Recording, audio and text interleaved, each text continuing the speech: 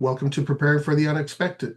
Today, we're going to talk about an article I came across just a couple of weeks ago entitled Why Problem Finding is Becoming the Real Differentiator in Communications. And I'd like to welcome to the show, for his first appearance, co-author of that article, Elie Jacobs. Elie, welcome. Great to be here with you, Alex. Thanks so much for reading the article. Well, what grabbed my attention was the why problem finding. Well, I'm in the disaster industry Right. and or resilience industry, and we're always trying to problem solve. So hmm I wanted to reach out and say, okay, what did you mean by problem finding in communications? So not that much different than what you're doing, right? I mean, we generally work very close hand in hands with disaster recovery folks and resilience folks.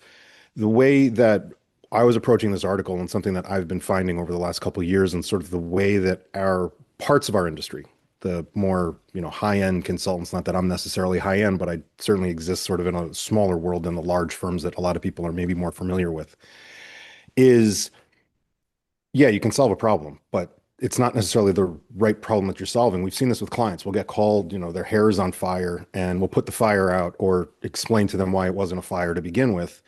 But then suddenly, when we start talking to them about maybe doing some continuing work for them, we see that, oh no, the house really is on fire. You just weren't paying attention to it.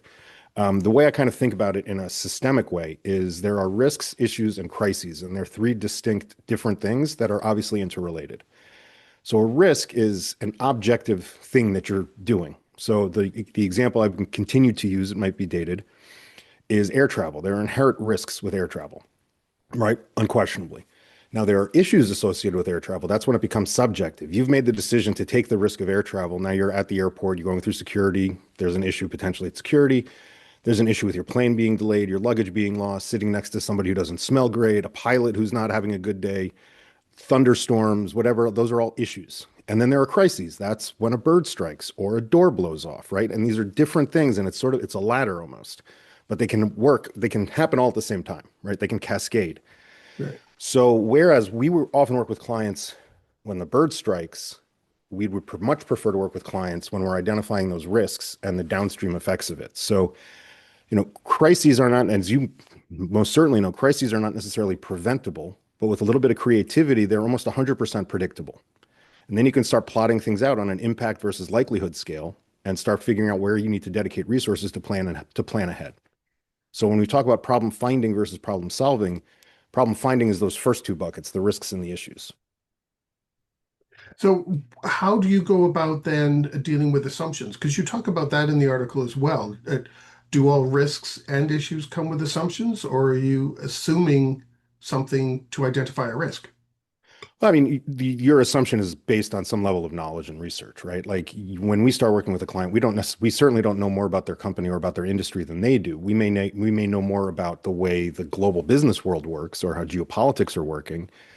And then it's sort of drilling down, and maybe if we have a little more familiarity with the industry, my business partner's done a lot of telecoms work. I've done a lot of oil and gas work. So it's sort of like you enter with some level of understanding, but then to really help your clients, you need to know them in and out. You really have to take the time to take those multiple steps back and see not only what problems did they find that they are solving, and that's their business. They found a problem that now they have a solution for, but what led them to find those problems, right? So it becomes you need to advise your clients, you need to know it's not being one step ahead of them. It's taking a different step than they're doing. If they're going north to south, you need to go east to west. It's just being there and being able to check as things are going and learn as you're going. And mostly it's pattern recognition, right? If you're in the preparing for the unexpected, it's pattern recognition. If you're walking down the street and you see a guy up on a ladder fixing a light post, to avoid going under that ladder. Or if you start seeing a heavy wind, to cross the street because that guy might fall down. It's pattern recognition. And when you do anything enough, you start seeing that, right? There's these great psychological surveys, or not surveys. I mean, this is something that really happens. There's some way to identify baby chickens as male versus female just by kind of looking at their bums. And there are people who do this for a living. They separate them as, they're being born and coming down the chute. And if you ask somebody how they do it, they won't be able to tell you. They won't say, oh, you have to look for this, this, this, and this, right? It's pattern recognition. They're just so used to doing it. They can do it, obviously not blindly because they need their eyes to do it, but that's how it works. So how do you work with a group like Enterprise Risk Management then, who report up to C-suite and they have a list of, to say, a dozen risks that they just keep looking at? How do you get them to then open the horizon, so to speak, to look for additional problems that could impact those risks that they do have? Yeah. Well, it's all about second, third order thinking, right? Like the thing that you're focused on, this is what we write about in the article, that this type three error when you're correctly solving the incorrect problem. It's something from statistical hypothetical thinking, I think is where it came from. I don't know. It sounded good when I read it somewhere and I wrote it down and finally got to use it in an article.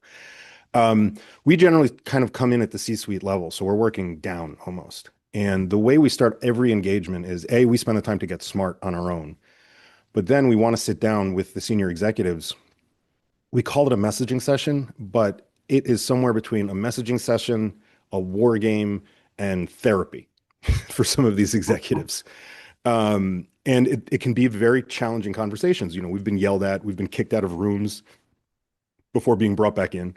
Um, and it's about understanding what their concerns are, not just now, but further down the road, and then unlocking additional concerns that they either have ignored, don't know about, or have belligerently decided isn't something that they want to pay attention to because somehow it's going to impact their business from the day to day. And then, depending on how large the organization is, that can kind of trickle down.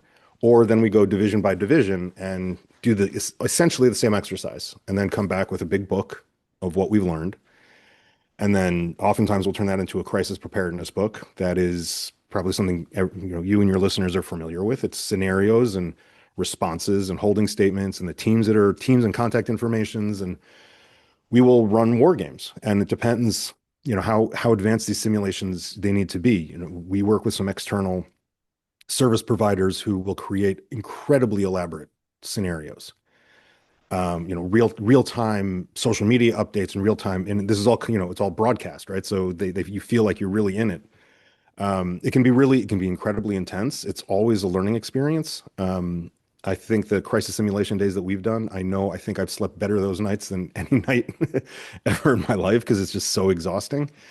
But to come back to answer your question, it's really about unlocking what their concerns are and taking each piece of thing that they're saying, again, seeing the pattern and saying, okay, but have you thought about this? All right, I understand that that's a thing, but what about if this happens? And then you start unpacking things. That's why I say sometimes it turns into like a therapy session. Yeah, I've experienced some of those myself. You talked about messaging as well, and some of the things that happen. In your article, you also mentioned that where is it? Traditional communication tools are insufficient, and by that we mean press releases, media, spokespersons, and things like that. So, what should we have, or should we still keep doing those things just in a different Yeah. way? You need to keep doing all those things. I think we need to change the way that we do it because those are essentially been tactics since, Edward Bernays sort of invented the trade, almost 100 years ago. Um, so those things need to happen. But because of just the pace that we see now and the pace slash disintermediation of everything means that you have to reach your audiences in different ways. You're not going to be on the nightly news unless something went really, really wrong. But you're going to have enough people that are concerned that it could impact your share price. It could impact your trust with your customers, with your employees. So how are you reaching them? There was a terrific article in New York Magazine maybe 2 years ago about how Reddit has now become the first place companies should go to respond to crises because it's real time and you can interact back and forth and it's not algorithmically driven in the way that social media is. I mean, it is social media, but if you're in, let's say you care about Colgate Palmolive. If you're in the Colgate Palmolive Reddit group, it trickles down. It's not just getting pumped up. I mean, there's a way to set the settings, obviously, but it's not Twitter where there's, the unknown algorithmic ghost or Facebook where you're relying on proprietary algorithmic problem that you have no control over to hopefully get your message out to the people that need to hear it. So you need to figure out new ways to get to those people. So, one of the last things I wanted to talk about was how do you balance between alarmism and real risk identification mitigation? Yeah, that's always the trouble, right? I mean, I think it boils down a lot down to that impact versus likelihood on a scattergram. You can be working with a client and recognize that there's something that's 1% likelihood, but is existential in terms of the impact. So that's something you probably should pay some attention to. And then there are other things that 99% likelihood, but very low impact, right? If you're McDonald's and somebody cuts off their finger when they're cooking, that's going to happen. You can put every piece of prevention in place, but that's inevitably going to happen when you have that many people working with knives in kitchens around the world. So 99% chance, almost 100% chance it's going to happen. It's likely going to have a very limited impact because people are aware that that's a risk that, again, a risk that is going to that is inherent in that situation. So once you mark things out on that scattergram, then you can start figuring out where you need to allocate resources to solve the issue if you have identified it as an issue versus a crisis, right? The risks are already there. It's becoming where you separate between this is an issue that we can mitigate, lessening possibility of it turning into a crisis, versus this is a crisis that we need to figure out how to manage if it happens. Should everyone have access to that sort of a diagram that outlines the impact and probability type thing? Because otherwise, there's a chance the wrong things may get escalated up to the C-suite, and they're freaking out over something they shouldn't, and Mhm. or something gets missed that should have gone up that didn't. I So think who should we be looking at that? depending on how large the organization is, you need to figure out. I had written another article previously using some of the ideas of the intelligence community in terms of information security, infosec, that corporations and companies need now to be thinking about that in a different way. So there is some level of limiting the information to who needs to have it, and that's part of the CEO's job is to figure out who needs to know. Um, and then ensuring that the people who need to know do know, and that it's not something that sits static on a desk somewhere, but is actually regularly pulled out and reviewed to see, oh, this thing didn't become an issue. It still might, or that time period is already crossed, so it's not a problem. You need to figure out who that team is, and every company is going to be a different situation. Hopefully the managers or the CEO knows his company well enough or his board well enough that he can say, you know what? My CFO, great guy, really good with numbers, not good in a crisis. My general counsel is the person I need next to me because they know how to deal with this. Or my chief risk officer is the person I absolutely positively need in the room. Or it could be I need Hal, the guy down the hall who, is a mid junior, mid senior person, but has been here for 25 years. So I need that piece of knowledge in the room also. And it takes thought. It takes a thought process. It's not just C-suite check, check, check, check, check, check, check. They're not necessarily the right people, or it's not right. It's not necessarily the right combination of people, depending on what the situation could entail. Right. And then the right things get addressed by the right people rather than everyone always feeling as though they're playing catch up and running around when they don't need to. Right, right. And part of the point that I try to make in the article, and I've repeatedly tried to make in many articles, as have a lot of my colleagues, is the communications team, whether it's a public affairs officer or an external affairs officer, or even a public relations officer, and those three things, there's lines of demarcation between them all, should be one of the keepers of all this stuff. Because if your job is to safeguard the reputation of the company and reputation, there's all these new interesting studies that they can do because of some of the statistical analysis that AI can do. Reputation of the company could be anywhere from 25 to 65% of the value of a company, which is an unbelievably important asset to be watching. And who's the person who's most in charge of that is your comms team, or it should be at least. So having them being the people who are continuing to be kind of there's a Yiddish word nudnik. It's kind of the imp, the annoying person who's always pestering and asking questions. You need to do that because things need to be continuously discussed and evolved and analyzed, so that hopefully the issues are being mitigated in real time versus having to put out fires if something go wrong. Right. Well, we've come to the end of the episode. Ellie, is there any final thought you'd like to share on problem finding or communications? I think the important thing for folks who are working in the disaster response area is there is both such a thing as too much communicating and not enough communicating. And the line between that is making sure that the people who need to know things do know them, whether that's the local residents of a town that have been hit by a flood or a storm, or employees at a company that's going bankrupt or that's about to see bad news come out the next day. It really, you have to understand who your stakeholders are, who are the people that matter to you and that can impact your company, and who are the people that you need to be able to impact to make a difference, the difference that you want to make in the world, whether that's as an advocacy organization or is a corporation selling things?